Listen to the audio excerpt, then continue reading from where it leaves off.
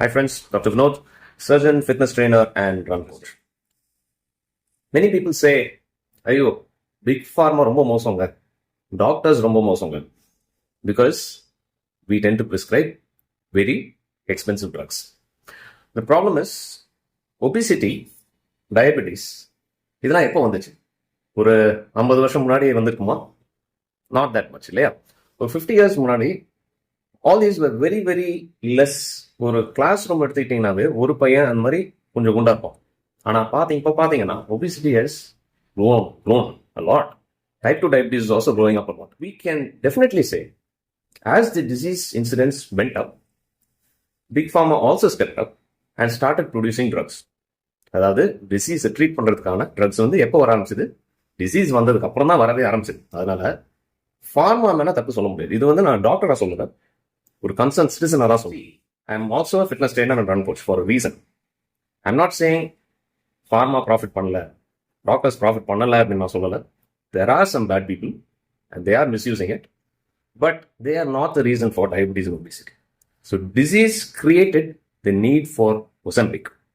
Disease created the need for anti-diabetic drugs and insulin. Okay, now I'm talking about type 2 diabetes, not type 2. What actually happened? So 50 years முன்னாடி நம்ம என்னங்க செஞ்சோம்? We did a lot of things right. இப்போ பார்த்தீங்கன்னா we were walking a lot. Around 10,000 steps. Normal பீப்புளே 10,000 steps நடப்பாங்க. இப்போ நம்ம தாத்தா காலத்துலலாம் பார்த்தீங்கன்னா சைக்கிள் தாங்க யூஸ் பண்ணுவாங்க எல்லா இடத்துக்கும் போகிறதுக்கு. காரு பைக்லாம் யூஸ் பண்ண மாட்டாங்க. So it is walking, cycling, வீட்டில் சமைச்ச சாப்பாடு சாப்பிடுவோம். ஓகே, தென் of course ultra process foods daily எடுக்க மாட்டோம், பயங்கரமாக ஸ்நாக் பண்ண மாட்டோம். அண்ட் அந்த டைமில் ஸ்விக்கி ஜொமேட்டோலாம் கிடையாது. ஆனால் fast forward to now everybody has a bike or car. அது இல்லைன்னா அது ஸ்டேட்டஸ் ப்ராப்ளம் மாதிரி ஆயிருக்கு எல்லாரும், ரைட்டுங்களா? ஸோ அது ஒரு தப்பான way of looking at it. So bike and காரை எல்லா இடத்துக்கும் யூஸ் பண்ணுறது, டெய்லி ஸ்நாக்ஸ் சாப்பிட்றது, வாரத்தில் 2-3 நாள் வந்து ஜொமேட்டோவில் ஆர் ஸ்விக்கிலேருந்து ஆர்டர் பண்ணுறது. ஸ்டெப் கவுண்ட்டும் சுத்தமாக இல்லை, யாருமே நடக்க மாட்டேங்குது. ஓகே, எல்லாரும் உட்காந்து வேலை செய்யுது. ஸோ என்ன ஆயிருக்கு அப்படின்னு பார்த்தீங்கன்னா, இப்போ கேலரிஸ் கால்குலேட் பண்ணும்போது 50 years முன்னாடி எல்லாரும், ஒரு உதாரணத்துக்கு சொல்கிறேன், 2500 கேலரிஸ் சாப்பிட்டோம், அதில் 1000 எரிச்சிட்டோம், மீதி 1500 நம்ம பாடியோட சிஸ்டம்ஸ் ரன் பண்ணுறதுக்கு யூஸ் பண்ணிக்கிட்டோம். ஓகேவா? இப்போ அதே 2500 ஒரு 3000 கேலரிஸ் கூட சாப்பிட்றோம்.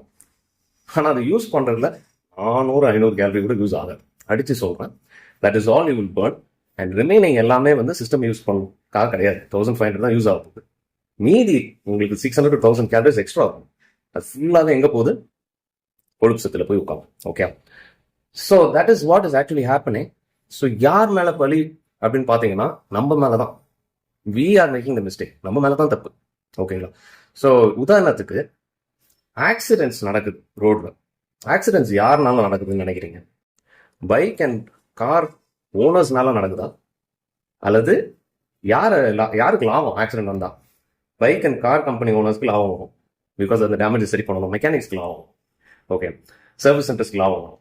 அண்ட் ஆஃப்கோர்ஸ் ஹாஸ்பிட்டல்ஸ் ட்ரீட்மெண்ட், இன்ஜுரிஸ்க்கு ட்ரீட்மெண்ட் பண்ணுறதுனால ஹாஸ்பிட்டல்ஸ்க்கு லாபம். அதனால நம்ம என்ன சொல்லலாம்? ஹாஸ்பிட்டல்ஸ் தான் ஆக்சிடென்ட்ஸ் கிரியேட் பண்ணுது அப்படின்னு சொல்லலாம். ஆனால் பைக் அண்ட் கார் கம்பெனியும் ஆக்சிடென்ட் கிரியேட் பண்ணுதுன்னு சொல்லலாம். But is it right? Obviously not. ஏன்னா கார் கம்பெனிக்கும் ஆக்சிடென்ட்க்கும் சம்மந்தமே கிடையாது. நம்ம தான் ஆக்சிடென்ட்ஸ் கிரியேட் பண்ணுறோம். அதே மாதிரி தான் இது. The epidemic was created because of us, not doctors or big pharma. Okay, so for all people who are against doctors and pharma, like fitter with JC, இந்த மாதிரி நிறைய பேர் there leading the attack. It is very good. ஏன்னா தப்பான டாக்டர்ஸும் நிறைய பேர் இருக்காங்க, தப்பான ஃபார்மா கம்பெனிஸ் தேவையில்லாத ப்ராடக்ட்ஸ் ப்ரொடியூஸ் பண்ணுறவங்க நிறைய பேர் இருக்காங்க. That is a very good campaign, but don't treat all of us the same. சரியா? The epidemic that is going on right now needs intervention. நீங்கள் இந்த ஸ்டெப் கவுண்ட் பண்ணலை அப்படின்னா we are forced to write expensive drugs to cure the problem. So டாக்டர்கிட்ட late ஸ்டேஜில் வரீங்க, severe disease இருக்குது, உங்களுக்கு சீப்பான ட்ரக் கொடுக்கட்டுமா அல்லது நல்லா ஒர்க் ஆகிற ட்ரக் கொடுக்கட்டுமா? ஆப்வியஸ்லி நீங்களே நல்லா வேலை செய்கிற ட்ரக்லாம் கொடுங்க டாக்டர்னு சொல்லுவீங்க. That is what is happening. So இதை நம்ம எப்படி தவிர்க்கலாம்? See, one patient came to me with around 270 blood sugar. கண்ணில் நரம்பு பாதிக்க ஆரம்பிச்சிருச்சு. Already on lot of tablets for blood sugar. நரம்புல ரத்தம் கசிவு வர ஆரம்பிச்சிருச்சு. So I told them, daily ஒரு 30 நிமிஷம் வெறும் வயிற்றுல நடங்க. சாப்பிட்டதுக்கப்புறம் ஒரு 10 மினிட்ஸ் நடங்க. ஸோ சாப்பிட்டதுக்கப்புறம் 10 minutes breakfast, after lunch, after dinner. So 30 minutes after meals walking, and காலையில் வெறும் வயிற்றுல 30 minutes. Totally 1 hour of walking every day. கரெக்டாக இந்த மாதிரி ஃபாலோ பண்ணுங்கன்னு சொன்னேன். அண்ட் சாப்பிடும்பொழுது before rice or any kind of carbohydrate water content இருக்கிற வெஜிடபிள்ஸ் சாப்பிடுங்க. பீர்க்கங்காய் போடலாம் மாதிரி ஒரு பிளேட் ஃபுல்லாக சாப்பிட்டுட்டு அப்புறம் கார்போஹைட்ரேட் எடுங்கன்னு சொன்னேன். ஸோ இது செஞ்சதுக்கப்புறம் 1 monthல திருப்பி வந்தார். Guess what is blood sugar was? Medication எதுவுமே டாக்டர் ஏற்றல. சுகர் டாக்டர் அதே தான் கொடுத்துருக்காரு. ஆனால் சுகர் வென் ஃப்ரம் 270 to 220. சரிங்களா? And is eyes also safe. இதுவும் பத்தாதுங்க. ஏன்னா அது கண்டினியூ பண்ணும்பொழுது சுகர் டெஃபினட்டாக குறையும். 180 வந்துடும். Okay. And 180 might not also be enough.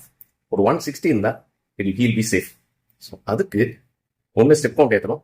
அல்லது ஓடலாம். என்ன ஒரு 20 மீட்டர் ஓடுறதுல ஒன்றும் ஆகிடாது உங்களுக்கு. லைட் ஜாகிங் தான்.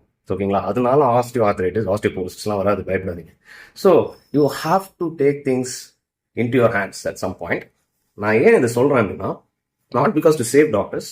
ஏன்னா I know there are many wrong people out that who are unnecessarily prescribing drugs, unnecessarily advising surgeries. But I want you to do your best to prevent this well beforehand because I care for you, right? Step count ஏத்துங்கப்பா.